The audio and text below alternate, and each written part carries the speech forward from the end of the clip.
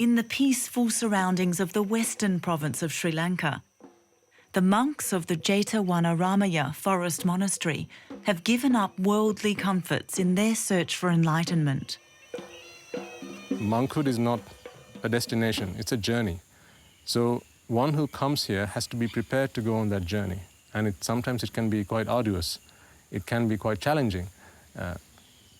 But you have to be prepared to reach for that goal and target that you should have seen before you come into robes. I think that's when monkhood can be successful.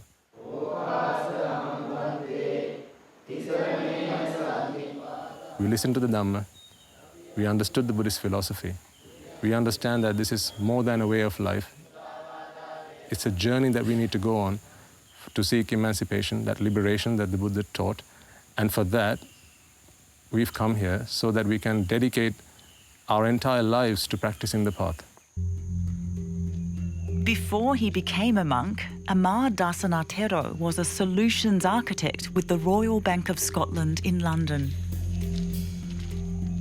It was a lot about success, living a successful life, becoming prosperous. So this was an investment bank. Typically, they're quite successful people and people who are quite ambitious in life.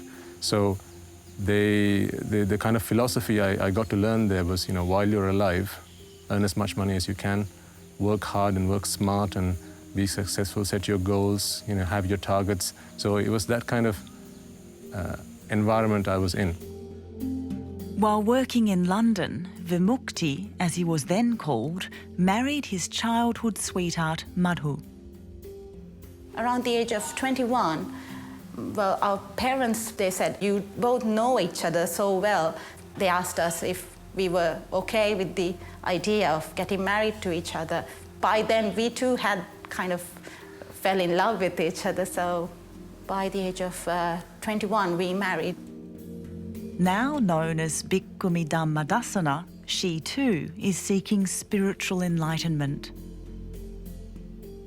My dream was to be the richest, have all the wealth and have all the luxuries that I would like to have, all the dresses, all the makeup, all the friends and pubs and dancing. So once I was in London, I felt that, okay, so now I'm on the top of the world. I've got everything I need. So it was quite a happy life there. We liked being funny, we liked going out with friends and traveling around the world, around the cities. And so married life was more of happiness than suffering. So soon after, Madhu, who was my wife then, she suggested, why don't we go to the temple and offer an alms at least once a month? And I thought, that's not a bad idea. So I think that's kind of how this all started. I was inquisitive and curious about the Dhamma prior to that, but I don't think I practiced. It was more of I was acquiring knowledge whenever there was a chance to do it, but I wasn't a practicing Buddhist. I just was a Buddhist for the namesake. We listened for about 4 or 5 hours to the Dhamma, and we didn't feel the time passing. And then we came back to our vehicle, and we were in the same idea of thinking that we found what we were looking for.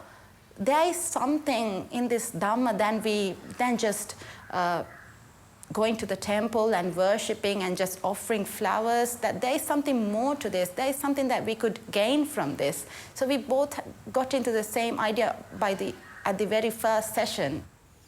Pretty soon we realized that there was more to life than what we thought was the purpose of life.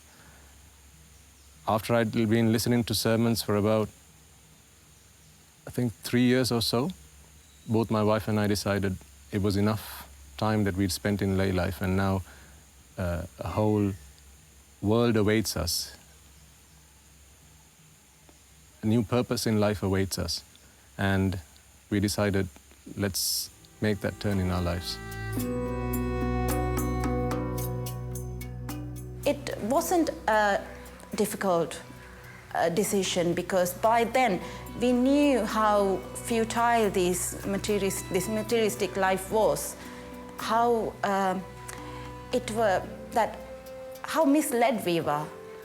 We thought we were getting ourselves into the path of happiness, but it was happiness masked, the suffering masked in happiness. So it wasn't a difficult decision.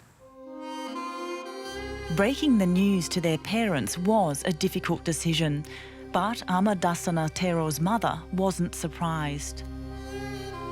I think she kind of knew that this was coming. She did ask me, why do you want to do it so soon? You know, you've got a good life for yourself, you've got a good wife, you've got property and wealth and all that, so why do you want to do this now? And that's when I had a heart-to-heart conversation with my mother, explaining to her that despite all the wealth that I've got, I want a life where nothing in this world can shake my happiness. That's the kind of happiness I want, independence. Reminds me of how, you know, when a lot of people, they travel to other countries looking for a better life, and they think of it as a destination. Some people might think coming into monkhood is also a destination. It's not a destination. It's the beginning of a journey. Buddhism has two major areas. One is the Buddhist ethos of monks who live in the forest, who meditate, who leave everything out. From a household to a houseless state, they are meditating. So there's a kind of a tag attached to them that they were more pious. They were the people they were the monks who were interacting with the village people, who were giving them solace, understanding in return of keeping them with their offerings of food. So that was the kind of a relationship they had. But the urban structure is different. It's more cosmopolitan. So this is where the more showpiece of Buddhism comes, because the sculptured art, certain offering and ceremonies, all these things are part of the more, what you call the popular religion. Now that has nothing to do with what you call the salvation. You're liberating yourself from your attachments to this world, and that is the meditating monks who are outside. In Sri Lankan Buddhists also, they worship statues, trees and all this stuff. And they do perahara also, which means dancing and all this stuff. But it's not real Buddhism or real Lord Buddha's philosophy. Philosophy is something.